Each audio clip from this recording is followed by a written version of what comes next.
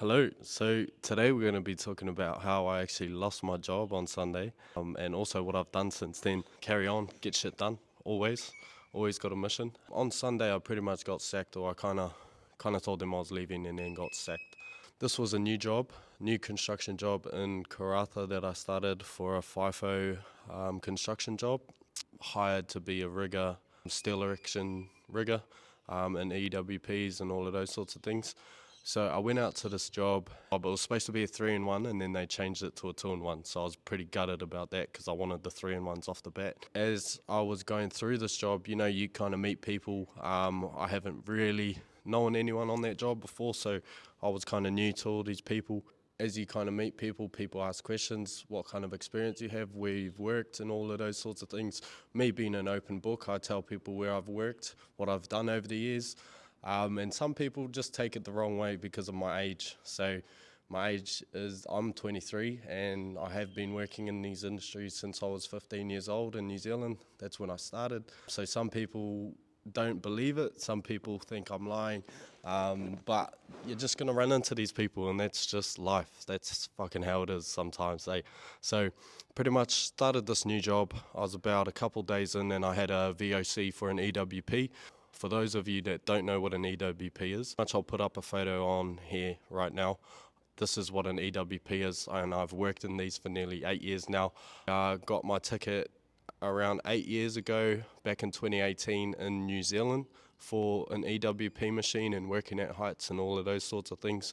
So I've had this ticket, mind you, for over 7 years, around 8 years, since I was around 16 years old. So I've been in them for quite a long time. So I had this VOC. So a VOC in the mines is a competency check for you to see if you pass to be able to operate these machines. So I went with this assessor, and I went to go do this VOC with him, and there was two other people in the VOC with me as well. Unfortunately, I failed. I failed the VOC, and I've never actually failed a VOC, so it was the first time I've ever been out on a site and I've failed one.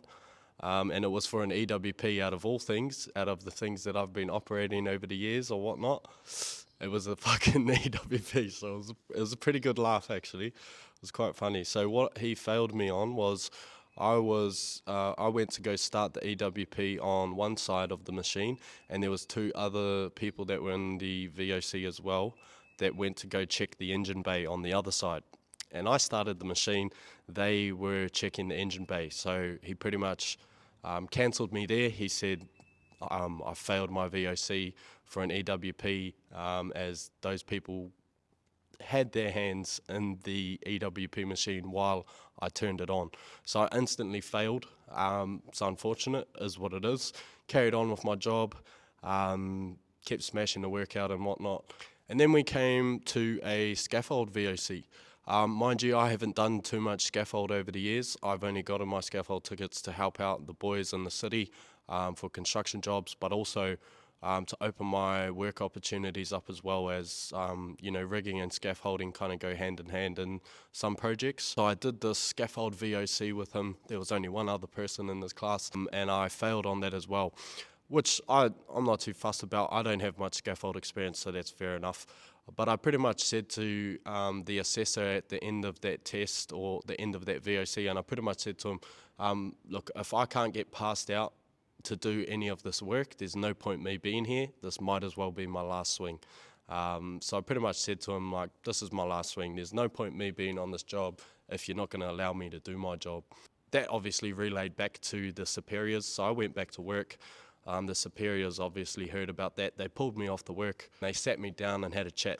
There was two fellas, and they took me into this meeting room, and they sat me down and they said, look, we're going to have to let you go. Your experience and you not being able to pass these VOCs is a bit worrying to us. We will have to let you go. And I shook both their hands and I said, no worries, mate, all the best. Catch you later.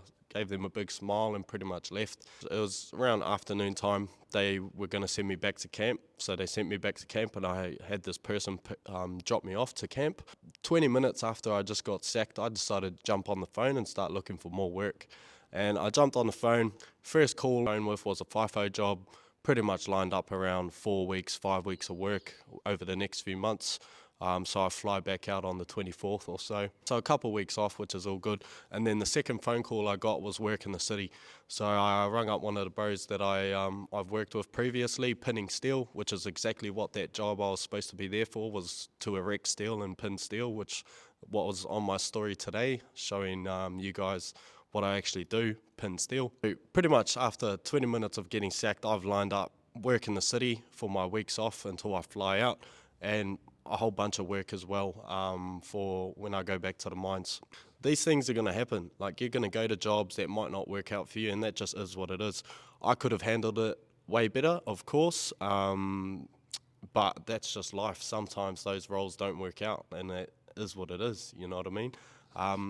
But I've noticed there's a certain stigma when I do mention my experience and what I've done over the years. There's quite a lot of older people that have a lot of questions about that. They actually don't believe it. When I have a full paper trail of all the tickets and qualifications I've gotten over the last 8 years, from when I was around 16 years old all the way up until now.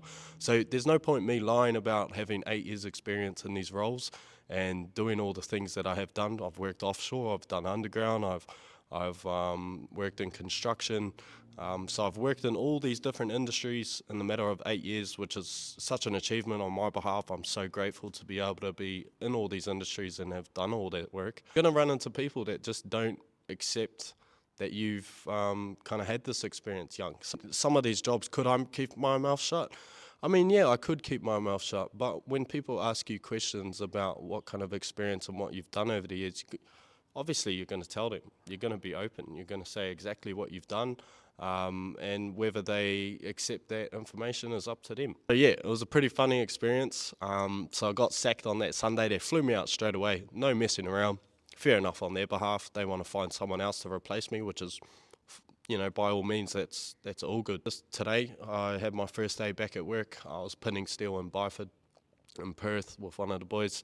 And yeah, it's actually good to be back in the city. It's kind of, you know, you get to come home to your own bed every night, and you get to train at home. I get to go to Muay Thai and just do whatever the fuck I want to do, which is mean. So yeah, that's pretty much how I got sacked. I got sacked for failing a test on things that I've done previously already. Pretty much had a disagreement. I said, let me go. There's no point in me being here anymore. And that's what they did. They let me go. So that's the story about how I got sacked. These things happen, you know, you're going to lose jobs. You're not going to fit into places. My life isn't all sunshine and rainbow. Like, I don't have a perfect life either. I have just as much problems as other people do too. I lose jobs, things happen in life. You know, everything isn't just perfect all the time. So I wanted to be transparent and just kind of tell you what happened and what's going on. You're not going to be everyone's cup of tea. You're going to run into people throughout life that aren't going to see you for who you really are. And that's all right. You just get the fuck on with it. On to the next mission. You know, but yeah, it was a cool experience. It was pretty fun. I've learned a few things from it as well. And at the end of the day, it was my fault, and I take full blame for all of that pretty much happened. I could have conducted myself a little bit better, but at the end of the day, if you're not wanted somewhere, there's no point being there. Just move on. But yeah, catch you later. Have a good one.